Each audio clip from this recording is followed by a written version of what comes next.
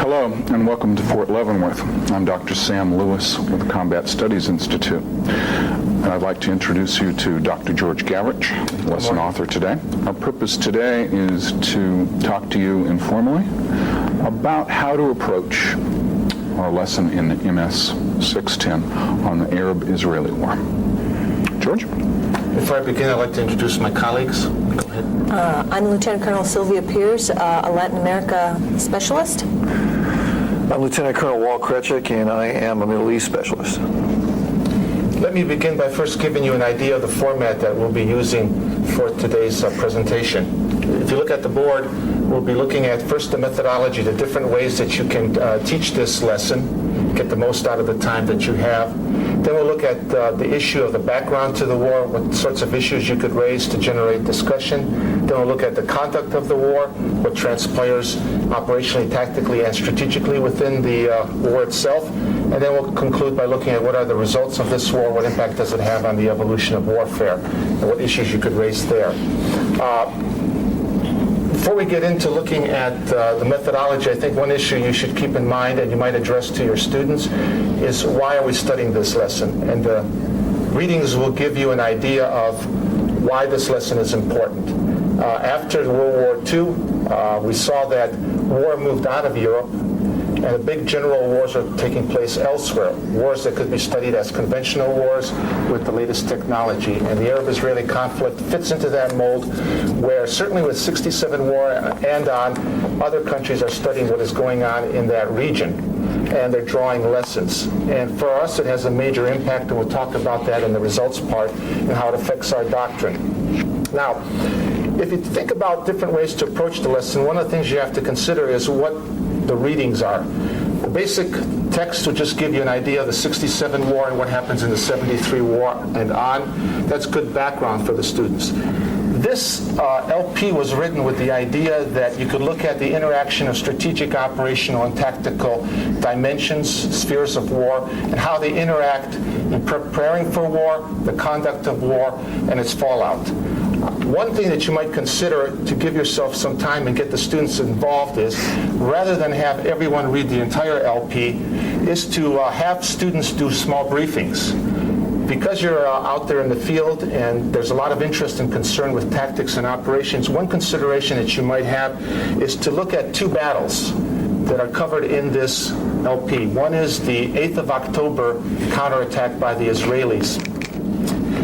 Assign that to a student, have the rest not read that section, and it covers basically the pages 39 to 53. Have the student give a briefing on what transpires during this battle and what's its significant for the war. Another battle that you could look at is Chinese Farm. Chinese Farm takes place towards the latter part of the war, and have another student look at those same kinds of issues that you do in a battle analysis format. If you look at the battle analysis format and the importance of each of these battles, you might consider the 8th of October is the last serious attempt by the Israelis to stop the crossing of the Egyptians. And as you look at what transpires during this battle, ask the students to look at what is the strategic setting, and what part of the war is this taking place, and what's the overall strategic environment. Ask the student to look at what are the opposing plans, what are the opposing objectives of each side. Then look at how the tactical events unfold, and what are some of the problems that transpire on the battlefield when the Israelis try to counterattack against the Egyptians. You could ask your students certain kinds of issues, and we'll talk about in the latter part of today's presentation, that are specific to this battle. Do the same thing for the Chinese Farm battle. Ask those same kinds of issues for the student, and that will take some time. It'll get the student involved in doing presentation, probably get some insights from them, and then the students can react to their presentation. George, you mentioned the battle analysis methodology. Do you have an example of what that would be like? What kinds of questions, just in case the folks out there don't have anything to go by? Okay, you could begin by raising the issue, what is the strategic setting? What is going on in the larger context of the war? What kinds of battles have transpired? What are the objectives of the war until that point, and how much have they been met on the battlefield? And then look at where each side is on the battlefield in terms of tactical and operational situation. Then you ask the question, well, what are the objectives and plans that each side has for conducting the next day's operation? And that'll be for the 8th of October.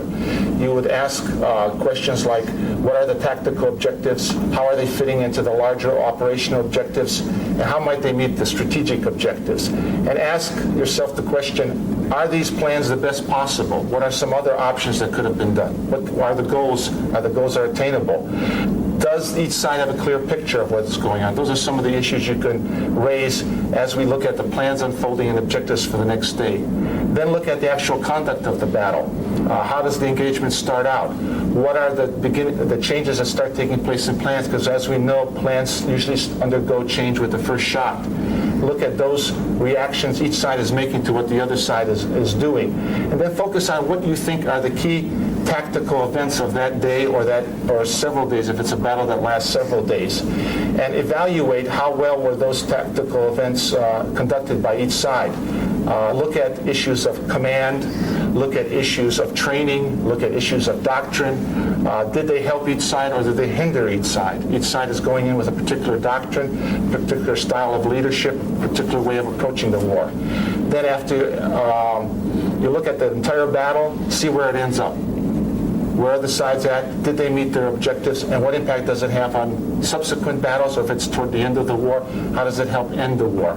Those are some of the kinds of issues that you could address when you look at a battle. And if you want, we can send or include as part of the packet an overall format that we have developed at CSI that deals with a very detailed approach. And there are tons of questions there, but you wouldn't answer every one of them because some pertain, some don't. So we could do that. Thank you. Any other I think ideas that about methodology? I think that the approach that George laid out is a very standard one, and from someone who's had to follow this methodology myself, it's very easy to learn.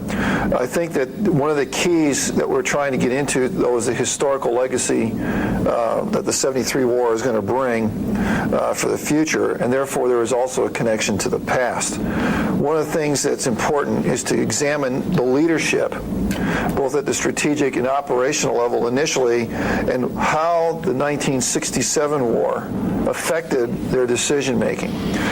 Part of what George will get into in a little more detail will be how the war is going to unfold. I think it's important for us to realize that some of the experience, judgments that commanders make are a direct reflection upon past events, and I think that that's a key point that you may want to bring out with your students. One other thought that you might entertain is trying to connect this lesson to things that you've done in the past with this course. One of the things that strikes me, if you look at Israel's geostrategic situation, it's very similar to that of Frederick the Great. We have a small state with larger states around it. We have a terrain that's not favorable for the defense. We have limited resources. And we have similarities in the style of war that seems to be evolving in Prussia as in Israel. You would like to take the fight into the enemy's territory. You want to have your army be of higher quality than your opponents, march faster, or drive faster, be more disciplined, and you take more care in developing your military. You assign more resources than societies around you, more energy toward developing a first-class military. So you might draw parallels between Prussia and Frederick the Great and his geostrategic situation and how he goes about winning, and look at Israel's situation. There are similarities and there are differences. One is a more authoritarian state 200 years earlier. Israel is more a democracy with dependence on reserves, citizen soldiers fighting. You don't see that in Prussia under Frederick the Great. But there are certain similarities, and they'll see that there are things that can be drawn from the past, and you can understand why Israel has been infatuated with studying German military history. That's a very sophisticated idea. It has the advantage of bringing the students back to looking at the entire course. Where did we start off? And how far have we come? What has changed since the course started? We saw Frederick the Great resort to the offensive using audacity maneuver. How appropriate is that in 1973, exported to a different continent? Compare the role of fixed fortifications in 1740 versus 1973. The use of firepower, how has that changed? Logistics, in what way was Frederick limited? What sort of limitations are on the militaries in 1973? No, I think that'd be a good tool. I've approached this particular war in different ways over the years. One is to look at it in three separate categories. I start off at the strategic level and look at what's happening for both sides. And when that's wrapped up, move over to the operational, cover both sides, and then move on to the tactical and move on. That has worked in the past. In recent years, I've walked in and the first question I've asked is, has anyone served with or next to the Israeli military or the Egyptian military? And if so, ask them what sort of institutions these were. Were they like the U.S. Army or different? You never can tell. But quite frequently, there is someone who has had some experience with one of those militaries, and they can share their knowledge about what it's like. Is their military culture like ours or different? What is similar? And you can use that as a launching pad to look at the two armies as they were, and then move into their geopolitical situation, their strengths, their weaknesses, and eventually their doctrine. One other thing to look at as we look at the comparisons, we look at comparisons between Egypt and Israel at the time during the war. We also need to draw comparisons or draw relationships between Egypt, Israel, and the United States, because a lot of what happens in the Arab-Israeli war directly impacts on U.S. doctrine at the time. General Depew, in our Leavenworth paper, number 16 here, he talks about the impact that the Arab-Israeli war has on our doctrine and how we look at maneuver, how we look at logistics, how we look at audacity, those things. That's an excellent point. We do have some readings for this week from the Depew book, and it will constitute the bulk of the readings for Lesson 16 next week. So I try to use that as a bridge for wrapping up this week's lesson and getting ready for next week's lesson. But yes, I agree wholeheartedly with that. That brings me to my final thing to consider is you could have one student give an overall summary of what's in this book and then open up to discussion. Did we draw the right kinds of lessons as we looked at this war? And it'll be a nice bridge. So you can now add a third possible briefing for a student in addition to one on the 8th of October battle, one on the Chinese farm and Israeli countercrossing, and then add this one. The other thing that's kind of interesting you might keep in mind, as Dr. Lewis has mentioned, if you have some students who have some background experiences with Israeli and Egyptian military, you might find that they think that what they see today reflects back on what was going on in 73, and you might explore that issue. Are the armies the same today as they were before? Could we make jumps back into the past that easily? Okay. The next thing I think that it would be good to look at is the background to this war, that whole issue. I think as you look at teaching history, there are certain kinds of questions that you can ask that are of broader nature and then use a particular historical example to highlight those broader issues. As I look at the 67 to 73 time frame, one question you could ask, and it's a phrase that you often hear mentioned in the military, what does it mean to refight the last war? Are the Israelis preparing to fight the last war? And as I look at the 73 war and how the Israelis prepared for it based on their 67 experience, there are three broad issues that you might consider that armies might be doing, at least the Israelis were doing, when they're preparing to refight the last war. Do they expect the enemy to perform the same way that he did last time? Are they prepared for a different kind of enemy? If you notice in the LP, there are several places in this war where senior Israeli generals are saying, this is not the army of 67. They expected it to perform pretty much the same way as it did in 67. All the kinds of problems they had that led to disaster. The second kind of thing armies that are preparing to refight the last war might be doing is they think it's going to be the same kind of dynamic in the war. Israelis were thinking the next war is going to be short, it's going to be decisive, and we're going to have few casualties. They did not expect for a war of attrition that was going to draw out to be 3 weeks. For them, 3 weeks was a long time if you think of a nation of 3 million people trying to fight that long. So sometimes nations, when they're preparing to refight the last war, might be expecting the enemy to perform the same way and expect the dynamic of the conflict to be pretty much the same as it was last time. And the third thing that the Israelis, I think, are doing that is kind of refighting the last war is they are relying on the same keys to success. Those are, they're going to have prior intelligence that the war is going to break out. That intelligence is going to be accurate, timely, and useful. The second thing is they're going to be able to use their air power to a maximum. Be able to have air superiority, and they're not able to do that because the war starts out with the Arabs attacking, and then you have to face the dilemma. What happens when the enemy starts the war and you have to fight, and you've been used to fighting with you starting the war, as in 56 and 67. And the final thing, the key success, is that on the ground, the key will be armor. And armor is going to be able to break through easily and bring decision on the battlefield.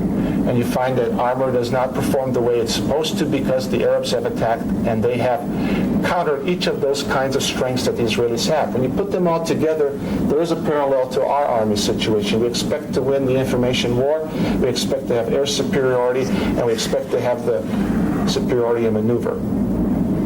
Who would want to go against an army with those strengths? Well, the Arabs have to face those strengths as they develop a strategy out of desperation, if you will, on both sides, Syria and Egypt. Something that's important that, George, you've kind of highlighted on is that the enemy always has a vote. If we forget that, and many times we do, it's going to be to our detriment. Always count on the enemy having a vote, no matter what the situation is, whether it's good for you or bad for you. There are those things that the opponent can do that's going to influence what your plans are and what your operations are going to be. This ties in with an approach that I have used in the classroom regarding the preparation for the future conflict. What we have here is a mindset that exists within the Israeli military, which today the American military labels complacency. Complacency is an issue that you can explore because it has to do with you establish conditions that you become so comfortable with that you do not see things change around you. And that commanders, in order to understand the situation, need to constantly reevaluate the situation for what is both consistent and what is changing. We can see in the Egyptian army that at the strategic, operational, and tactical level, they have reevaluated the situation based upon the 1967 conflict. And then the political leadership is trying to emphasize a point, which George will get to, I believe, also, that is achievable, something that is well within the capabilities of the Egyptian military at the time. That is something that we try to stress with the students, is that when the plans become so ornate and so grandiose that they're not achievable within your own capabilities, then what are your chances of success? The key then is to establish something that even in a limited conflict is achievable within a certain timeline with the resources at hand, and from there, if you're going to use the military instrument of power to achieve your political ends, then the military itself has the capability to win and not fail. And that is something that we try to drive home here. I think going along with what Lieutenant Colonel Kretschik has said, I think then you could look at what are the strategies that the Arabs are employing, Syria and Egypt. And in that, to generate discussion, you could go into the LP and look at those long interviews or quotes that come in about how the Egyptians are thinking they will fight against the Israelis at the strategic level. You have a long quote of Haikal. They're not talking about a decisive military victory, but they're talking about changing America's attitude toward the Middle East and toward Egypt, changing Israel's attitude toward the Arabs. how they're going about doing that. And then look at the interview that Sadat conducts in Newsweek in April of 1973. What is he saying there? What message is he trying to do there? Why is he going to the public in America, to the policymakers, and presenting himself to them and basically telling what he will be trying to do in the war? And that should generate some discussion. And I think then the beauty of it is, as Colonel Kretschik has said, we've got a situation where the opponent cannot decisively defeat, the person cannot defeat, or I should say, his opponent. How is he going to counter that? He has to develop a strategy that is going to bring some political benefits to him. And he also has to use the military to counter the strengths that the opponent has. And that gets into air defense, that gets into the anti-tank missiles used by infantry, and that gets into deception to undermine Israeli intelligence and its ability to predict the war too far in advance. So you might explore then, what is the strategy that's being developed? Because I think in the future, if someone is forced to fight us, they're not going to be thinking of defeating us decisively on the battlefield. They're probably not going to be thinking of capturing decisive terrain. What they might be trying to do is hurt us enough that after the war is over, we'll look at that region and that particular player differently. And they've gained politically that way because they still will survive in power most likely if it's a dictator. One of our colleagues came up with an idea several years ago of simply walking in and asking, who won this war? And then, once the responses start coming in, why? It sounds very simplistic, but as a rule, you'll find there will be officers in every group, usually divided down the middle, with half thinking that the Israelis won the war and half thinking that the Arabs won the war. That's the basis for a healthy discussion of warfare at the strategic level, operational level, and tactical level. Your job as a facilitator is to control that discussion, but theoretically it can be done by asking one very good question. Absolutely. And what that does, what Dr. Lewis is saying, is it reverses the whole order. Rather than looking at background to, the more conventional way, conduct of war, and then the results, start with the results, and then have them defend their position. Well, what were the objectives in this war for each side? Were they attained? How was the war conducted? Did it affect the overall strategic situation at the end in determining whether they can obtain their objectives? Because you have to remember, just by crossing the canal is not enough for the Arabs. If they get decisively defeated and their whole army gets pulverized, it leaves them in a different bargaining position strategically at the end of the war. They are left compromised at the end of the war because their Third Army, basically first echelon, 2 reinforced divisions, is surrounded on the East Bank. So that's the position from which Sadat has to start negotiating, rather than I've crossed, all my positions are secure, now negotiate with me. So it brings it back, it puts more pressure, I think, on you as the instructor to ask the right kinds of questions that will force people to provide evidence. Why do they believe one side, one or the other? Or if they say both, why? In what degree? At what levels? Because certainly Egypt gets back to Sinai, but at the same time its military image is not that good. It's only good for the first part of the war and the crossing operation. Israel comes out looking good because they've done the bold, audacious counter-crossing and got into the Israeli rear. So that is a good way of doing it. I would like to add one point on that. This gets into a previous lesson with Karl Clausewitz and his notion of using military instrument to achieve political objectives. It is an interesting dynamic to bring out with your students when they begin to first realize, some of them for the very first time, that why a military is used. Some students believe that militaries are used to go out on the battlefield and do certain things to fight and win wars for their nation state.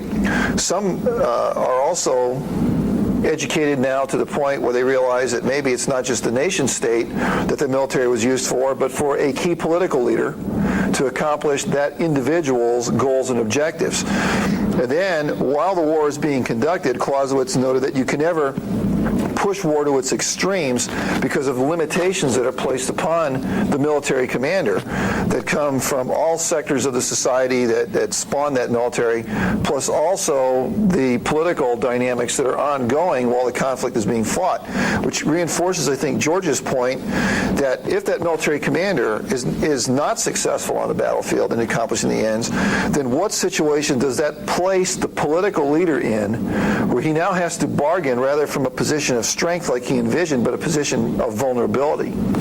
So that should be emphasized, I think, with the students, that they as military commanders play a key role. How they maneuver their forces, how they fight those forces, how many casualties they cause on the enemy or take themselves, how they use the equipment at hand to achieve national ends, because no matter how that conflict ends, they were the ones who may have fought that conflict. But it is going to be the political leadership that has to pick up the pieces at the end and then negotiate or bargain to achieve the military end state and the political end state. That's a very good point. I was going to go a slightly different way with the conduct of the war, but to take off on what Colonel Kretschik said, as this war is being conducted, you could look at these things tactically and operationally, but also politics plays a role in this. And it affects how you conduct operations. For example, when Israel is doing its counter-crossing operation and starting to become successful, and the United States comes out and supports Israel with the promise of more military aid, that's when the Arabs start to increase the price of oil. Then they put an oil embargo on the United States. It puts pressure on the United States to get more involved diplomatically. It puts pressure then on people who are conducting battles on the Israeli side to end the war as quickly as possible because of imposed ceasefires coming down quickly. For the Egyptians, they're just trying to hold on with what they have because Sadat sees that there might be a political resolution in it. So you find that in the conduct of war, not only what you do tactically affects the political, but also you might find that political then makes decisions and starts using other kinds of weapons like the economic weapon of oil that influences your own operations, and you never can see yourself in isolation. And this war brings this dynamic very beautifully together because it's there in the planning by Sadat going into the war, talking to Arabs about using the oil weapon in the war.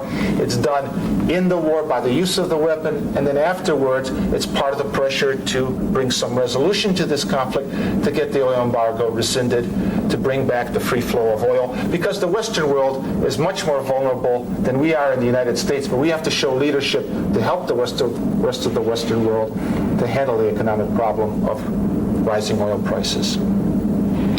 That's a very good point. I'd also like to reinforce Colonel Kretschik's point, particularly in bringing forward things that we've looked at in previous lessons. In this instance, the ideas of Karl von Clausewitz, which I think is a very, very good idea. Now, in terms of the conduct of the war, there are some broader issues, too, that you might consider. How important is it that you start the war and have the initiative at the beginning? Does it create more fog and friction for an army that is stronger, more superior when it comes to military skills?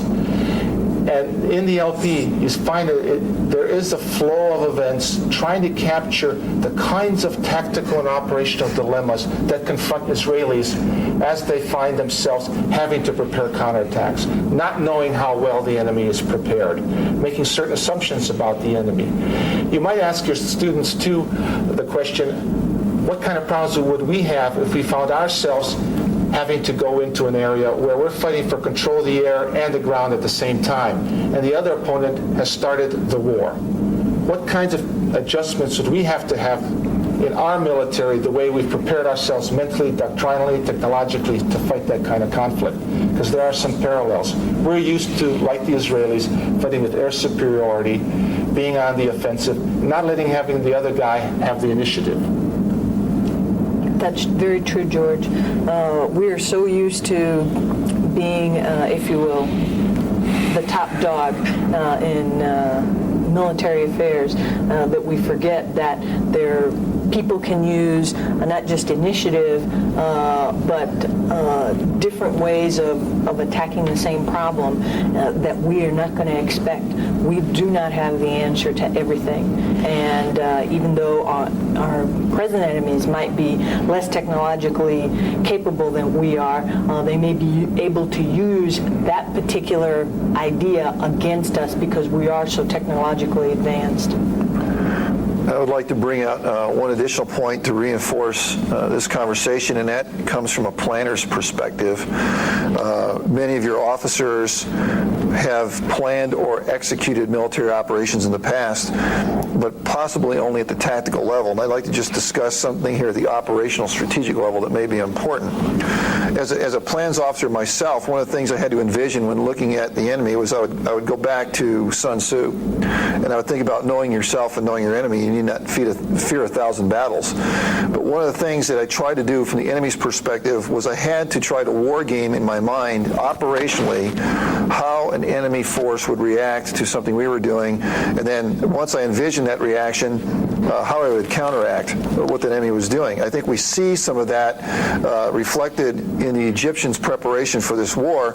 Well, the Israelis themselves are really not going through this dynamic between the period of 67 and 73. To tie back to what happens when you miscalculate, however, I think the Egyptians also have certain assumptions about the Israeli army knowing their enemy and how fast that army can mobilize. One of the things is that the Israeli army nature is it depends greatly upon reservists and trying to call up from the populace a force that can then eject any type of force which threatens the mother country. If you go back to other previous lessons such as World War I, essentially a war of plans, a war of mobilizations, the Germans had certain preconceived notions on how fast Russia could get its act together and mobilize its force, and when Russia was able to do that 2 weeks faster than envisioned, what did that do then to the whole plan for conducting that operation? This is something that your students need to be aware of, because if they tie into other instruction and tactics, such as branches and sequels to plans, you must have some type of idea that if your basic assumptions of how fast your enemy can react prove to be wrong, then what options do you have in order to still achieve the national objectives? Because if you don't have those options laid out ahead of time, it's simply too late once the mechanisms begin to conduct this war to then react. And I think that then you put both the leadership, military leadership, and the political leadership in a position that they don't want to be put in, which is running out of options quickly. So I would sort of challenge your students to draw upon their own personal experience, both in planning and operating, and ask them what happens to the Egyptians and the Israelis as this war begins to unfold, about their preconceived notions about how each side is going to act or not act, and then what do they do to try to counter things when reality begins to set in, and it is not just an assumption, but they're now faced with life and death situations on the battlefield, and what changes do they have to make in order to adapt to that situation? Aha, the difference between real war and war on paper. That's it. CrossFits. Yeah. Another thing that you might consider, too, as you look at this war is the whole issue of fatigue. We often don't talk about that in our military history course, but look at the 8th of October problems that the Israelis have in understanding what really is the plan, what really transpired at that meeting on the 7th October when everybody was tired, under stress. Remember, we're talking about officers who have seen, in most cases at the senior level, this is their third or fourth war that they've been in, so they're not without combat experience. This is not the first shots that they have seen, but yet they are tired, they are cranky, they're having a hard time remembering what was actually said to each other. They're having to react with little time to think because things are happening fast on the battlefield. Would digitization solve their problems? Or could the opponent find counters to that digitalization to still bring confusion to the battlefield? Try to capture that face of battle, because that's the reality for these people in tactical units. They're going to have to face death and destruction, and it brings with it a whole set of problems. And there's no easy solution as you look at each of these battles, 8th of October or Chinese Farm. There are a lot of tough decisions that have to be made, and there are probably no right or wrongs, and some are better than others. May I interject a point Sure. here? Regarding your specific point. It would be possible to ask one student to read the one chapter in Martin van Creveld's book, Command in War, which would also introduce the notion of political interference and a politicized military also into both the realm of strategic and operational planning. Don't have all the class read that chapter, but just have one student read that chapter and brief the others on it, just to add more depth and to make it for a richer lesson. Sure, Yeah. sure. George, may I add something here also? There are two other books which are readily available in libraries, which I would recommend if you want to get into some of the strategic dynamics. One book is The Causes of War by Blaney, where he gets into the whole notion of perception and misperception about forces and why nation states go to war against other nation states. Another book is by a team, Cohen and Gooch, called Military Misfortunes, which talk about where disasters occur in military operations. A student who wants to do additional depth of reading and may bring in a different perspective into this lesson can go to both of those books and easily find something which would be of use to the group.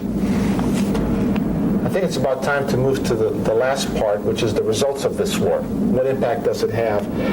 One issue that you can ask, and it's an important issue because it affects your analysis of what Sadat, Assad, and Meir are all about, is what impact does this war have on the participants, in particular on Israel and on the United States? Are Sadat's strategic objectives met in this regard? What did he want to achieve in this war vis-a-vis the United States, vis-a-vis Israel? Again, who won the war? Who won the war?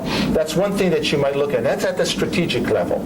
But at the same time, the thing that's interesting is you might consider, and this is kind of makes you want to pause and think about warfare, is how long it takes to get to Camp David and then the peace treaty. And in a way, the Israelis use an attrition diplomacy, wearing down some of the effects of the war that are negative to them. So then they come out with something that Sadat did not really originally want, is a separate peace treaty with Israel. But he gets maneuvered into it. So war, the way it ends, does not necessarily logically lead to what you might think are the most logical results politically.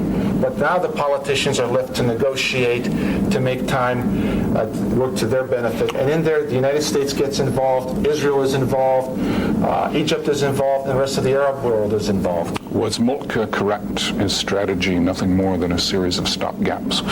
Exactly. A legitimate question. Exactly.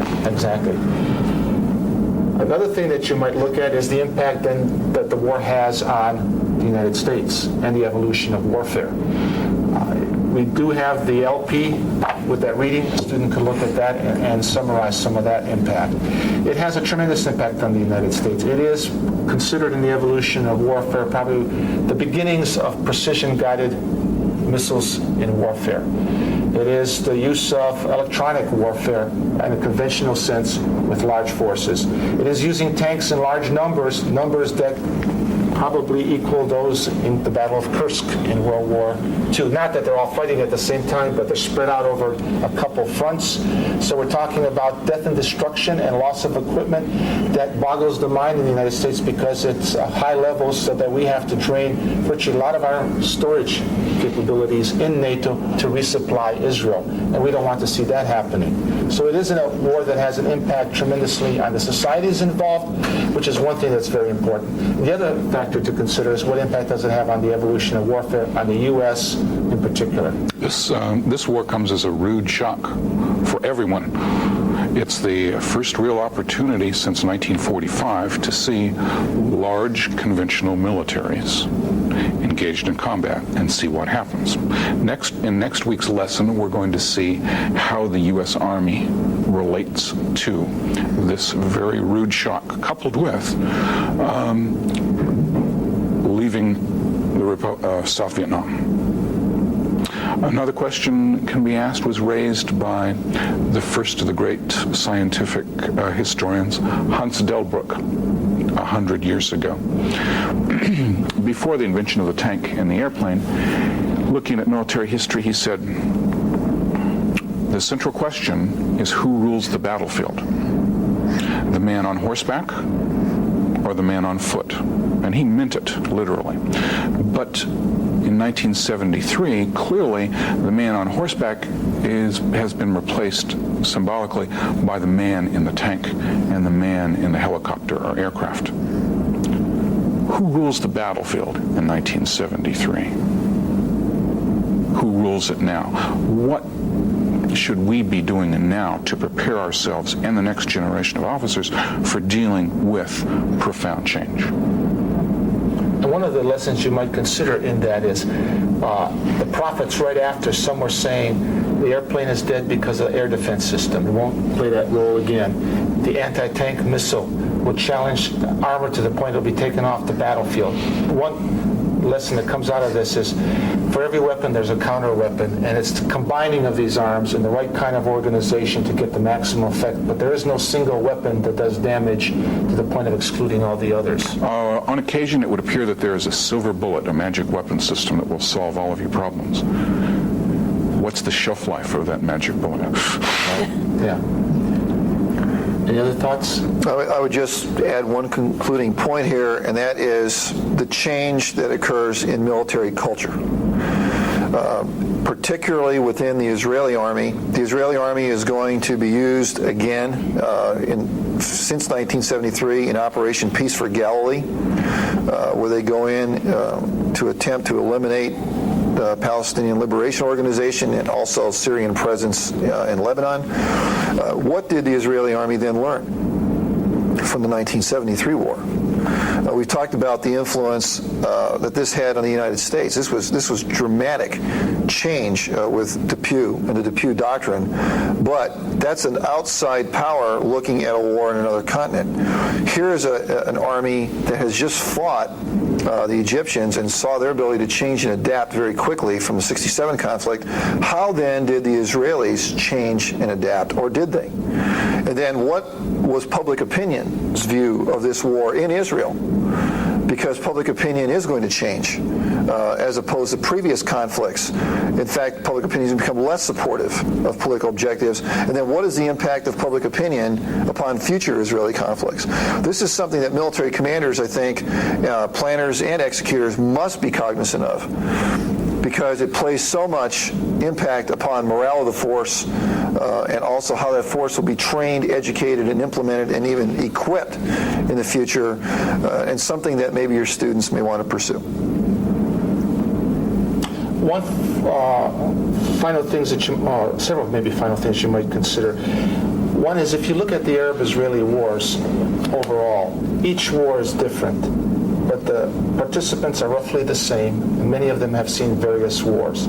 Perhaps one important lesson to be drawn is that it's difficult, virtually impossible, to predict what kind of war you're going to fight.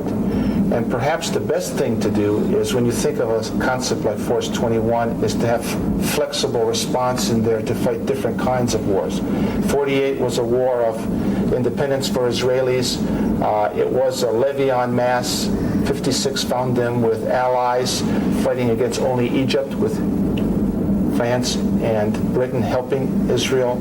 67 is a kind of blitzkrieg. 73 is long by their standards, but it's a conventional war. 82 is kind of like a Vietnam for the Israelis. And then they end up fighting on the streets of Watts, I could say, but on the streets of Hebron, a different kind of conflict altogether. For each one, they seem to be caught off a little bit. The question is to be able to adjust. So to create a mindset that do not prepare yourself for only one kind of war where your weapons will be used to the maximum on the battlefield. And one other thought that you might consider is that when we were a small nation, like in the period of the Crimean War, we were smart enough to send lookouts, observers to other parts of the world to learn from other parts of the world how warfare was conducted. That was the mission of Emory Upton in the 19th century. Go abroad, my son, and learn from others. Because you're a superpower doesn't mean that you cannot learn from others. So I think you should pump up your students the week before or the lesson before of the importance of looking at other parts of the world and the lessons that can be drawn by studying warfare as it's conducted elsewhere. Because it helps us to get outside of our own narrow parameters of looking at the world and what is war, what is universal about war, or what is very American about war. So really pump them up, because this is a very rich lesson. We find at the CGSC, in the electives, in the core course, there's a lot of discussion. 2 hours are often not enough time to cover all the things that have to be, and leave the officers with a mindset we could learn from other parts of the world and wars which do not involve us directly about the nature of war. Thank you very much. It was fun. I hope you enjoyed it too. Serious attempt by the Israelis to stop the crossing of the Egyptians. And as you look at what transpires during this battle, ask the students to look at what is the strategic setting, and what part of the war is this taking place, and what's the overall strategic environment. Ask the student to look at what are the opposing plans, what are the opposing objectives of each side. Then look at how the tactical events unfold, and what are some of the problems that transpire on the battlefield when the Israelis try to counterattack against the Egyptians. You could ask your students certain kinds of issues, and we'll talk about in the latter part of today's presentation, that are specific to this battle. Do the same thing for the Chinese farm battle. Ask those same kinds of issues for the student, and that will take some time. It'll get the student involved in doing presentation, probably get some insights from them, and then the students can react to their presentation.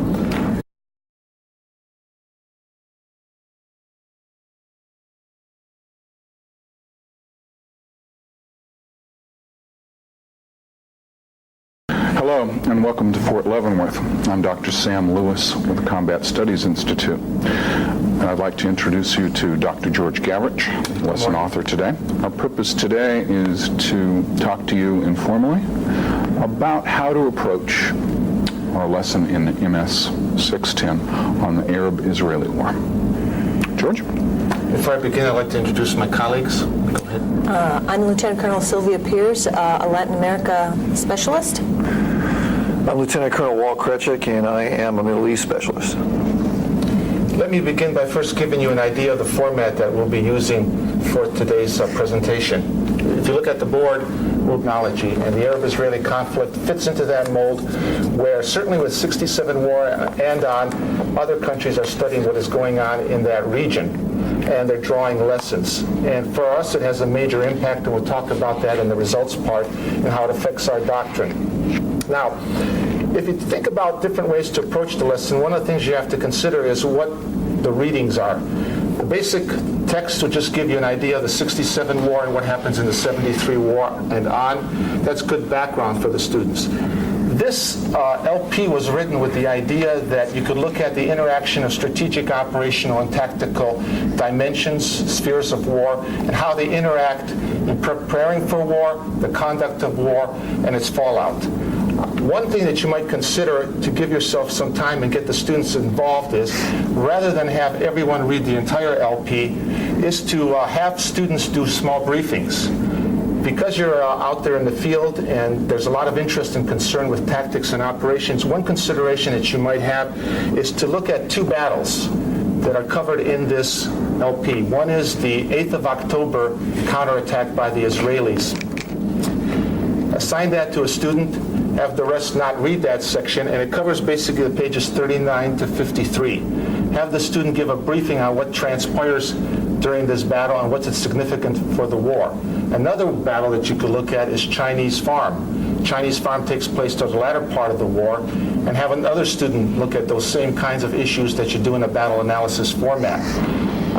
If you look at the battle analysis format and the importance of each of these battles, you might consider the 8th of October is the last. We're looking at first the methodology, the different ways that you can teach this lesson, get the most out of the time that you have. Then we'll look at the issue of the background to the war, what sorts of issues you could raise to generate discussion. Then we'll look at the conduct of the war, what transpires operationally, tactically, and strategically within the war itself. And then we'll conclude by looking at what are the results of this war, what impact does it have on the evolution of warfare, and what issues you could raise there. Before we get into looking at the methodology, I think one issue you should keep in mind and you might address to your students is, why are we studying this lesson? And the readings will give you an idea of why this lesson is important. After World War II, we saw that war moved out of Europe, and the big general wars are taking place elsewhere, wars that could be studied as conventional wars with the latest technology.